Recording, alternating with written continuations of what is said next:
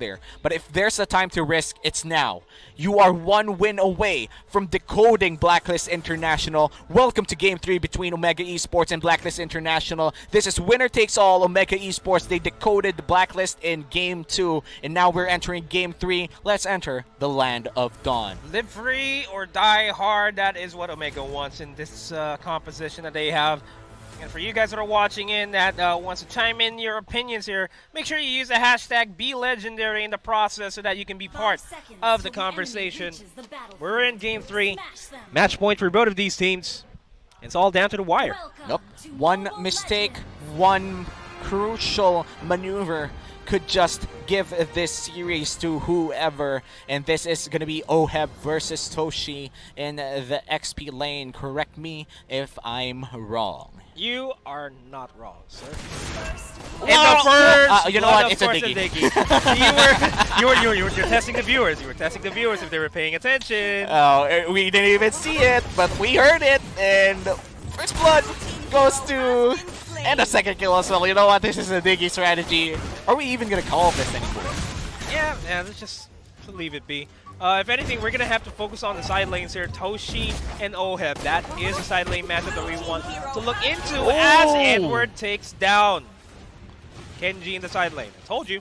That is massive. The Tham's getting an early kill and an early advantage against his counterpart is just insane for Blacklist. The early game is going to be looking lethal, and Hayes is already feeding his way back to the strategy. Will he get a Maniac? Let's see. This might just be the Maniac already. You know what? Give him the Savage. Give him the Savage. Give him the unofficial Savage. Yeah, it's going to be 5 kills straight towards the Diggy. And count that out. I think future sighted. That's going to be the 5th kill. Yeah, that's already the rotation we have here with that Diggy strat. You know, what's their strategy? Give kills to Wise. Give him all the Diggy kills and just distract him out of his own jungle. This is the Diggy strat that we've seen so far, but let's see if Blacklist International could exploit its weaknesses as well. Because as we know, this Diggy strategy is effective by mid-game and late game, but it does sacrifice the early game for Omega. So right now, Blacklist knows that. Diggy strategy will give out around a 2k, a 1k gold lead, might as well capitalize out of that strategy as well. It's also taking into consideration that this is also giving away information for Omega to where Wise is at the specific moment in time that Hayes is caught off. And this may just translate into Omega looking for other plays across the map, just looking for plays where Wise is not present.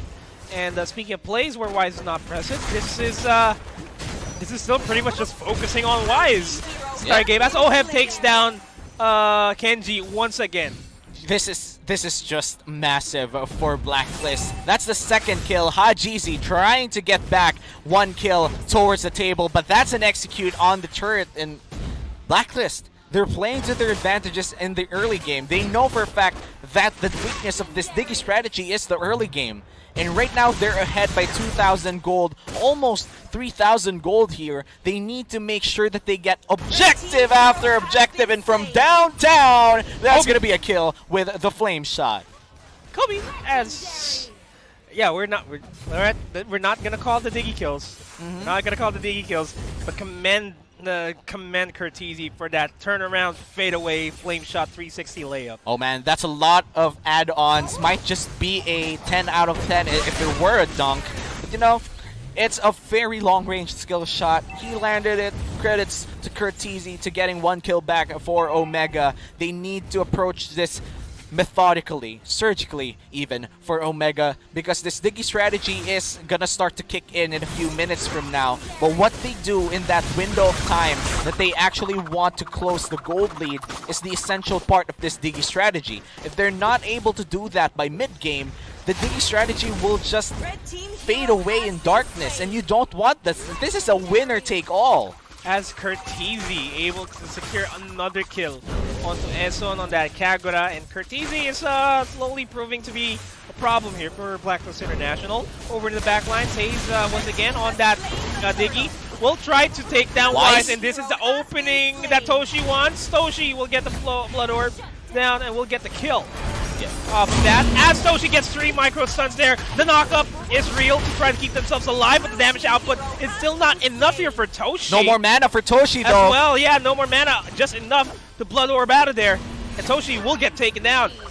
And this is a killing spree already for Edward. Edward is finding opportunity after opportunity, securing solo kills and kills in the skirmishes as well. And Blacklist Edward has been stellar in this 3-game series. But Omega, this is the time. 2 minutes from now or less, the Digi strategy will start to kick in. The information will be crucial, and they have to close the gold lead here. Right now, there's a 3K gold lead, a 1v1 here. The Shadow dashes. Make it a 1v2 as a Shadow kill will be committed by Kenji, but he will still be taken out because of the Synchro Vision. Edward flickers in, try to go for Hajizi. Hajizi will BMI out of there, but Esson already on the board. Esson, one more! And take down Hajizi.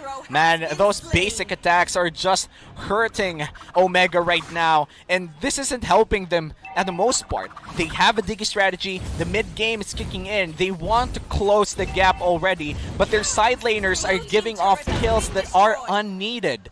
You have information on your hands. You know where Weiss is constantly, but if you give out solo kills in your side lanes, that's almost not using your Digi strategy. It's like you gave away kills for free. Omega Esports needs to stop the bleeding for now, then find a good fight for them. And because, yeah, go on. Yeah, that's just the side lanes. The side lane turrets are down. This just opens up the jungle for Blacklist International. That despite the fact that Blacklist, despite the fact that Omega already has the Digi, there is there's no point. The jungle is wide open. Anybody on the side of Blacklist International can just take jungle camps away from Hajizi, and you don't want that to happen, especially on the squad that relies heavily on the buffs, relies heavily on getting as much farm as possible. Yep, and Oheb and Edward are already online by 7 minutes. This turtle is going to be another free objective for the side of Blacklist, and the gold lead is only growing. When they started the Digi strategy, there's going to be an obvious 3K gold lead that's going to be built for Blacklist. But the 3K gold lead has ballooned up to a 6K, and that's a 100% increase off the gold lead from 4 minutes ago. Blacklist International, they're capitalizing on the early game advantages that this Digi strategy gives. But for Omega Esports, they're not exactly using the strengths of their strategy because their side laners keep on dying. Yeah, and again, it's all about just making sure that Kenji will be able to make plays, especially with off of a shadow kill. But he's having a hard time currently at 0-3-0. Toshi is the only side laner that's having a decent amount of time, 1-1-0, but nobody gonna have to expect the stacks here. Hajizi will get caught out in the back line. Taves will get information. Kurtizi will be able to take down S1 with that yin-yang overturn, but the damage output is not enough. Kenji forced to use the shadows to get out of there. Doesn't have enough damage output to even contest this turret.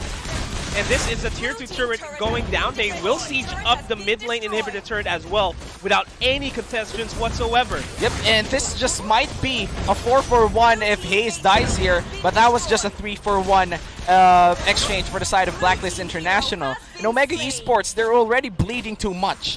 The Digi strategy clearly did not work. It didn't work at all.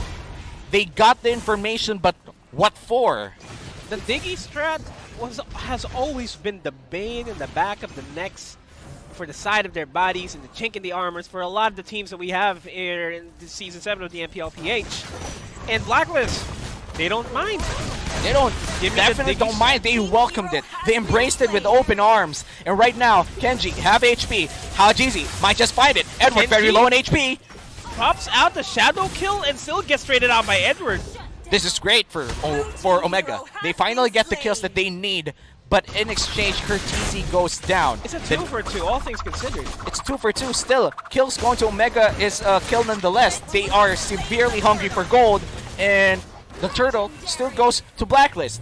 Blacklist right now just needs to play this methodically. They're not going to confuse themselves anymore. Just do the proper rotations, get defensive items or whatever, just literally play it until Omega throws another fight. Because Omega right now, they're desperate in making plays. They need to make something happen.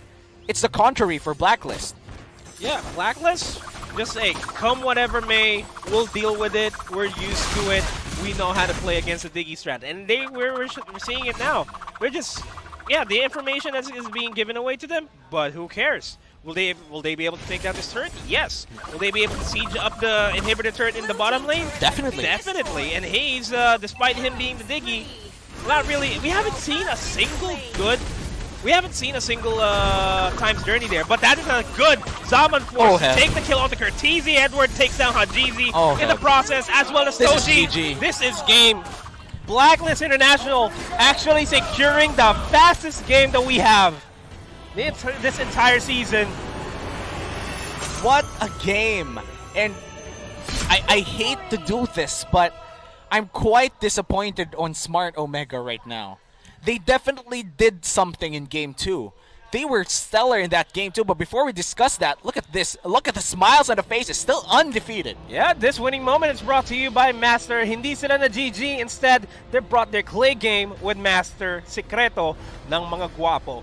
And nobody can